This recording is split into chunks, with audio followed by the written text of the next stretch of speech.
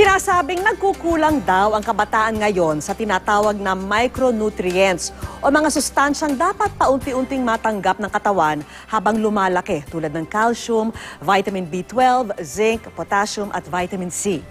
Ang kakulangan na ito ang nais naming mapunan sa ating Give a Gift, Feed the Child project sa lalawigan ng Abra. Grade 2 na si Francesca, pero ang kanyang timbang na 15.3 kilos, kulang na kulang at hindi angkop sa edad niyang 8 taon. Kasi matakam naman, isa na nakapito. Bukod sa patpatin, madalas din magkasakit si Francesca. May mga sugat din siya sa balat. Allergy dahi ma'am, lalo dahi ang kinit nga ko ti mumalmal mo dahi ko. Ang dahi insekto ma'am.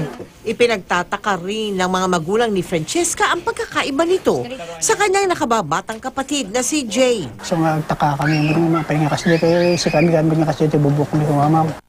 Ayon kay Dr. Rose, mayroong tinatawag na micronutrients deficiency si Francesca. Malnourished po siya, kulang po talaga yung nutrients na nakukuha. Ito po, importante po para sa development at saka pag-heal po ng ating skin. May epekto rin ba sa buhok ang malnutrition? Ang kind of malnutrition that can affect your skin and your hair is yung micronutrient deficiency. Also, if vitamin A deficient ang ating patient, magiging friable, very thin yung buhok, madaling maputol. Case ni Cheska, pwede pong largely genetic component yung kulot niyang buhok. Sa 6 na lalawigan sa buong Cordillera Region, ang Abra ang may pinakamataas na kaso ng malnutrisyon.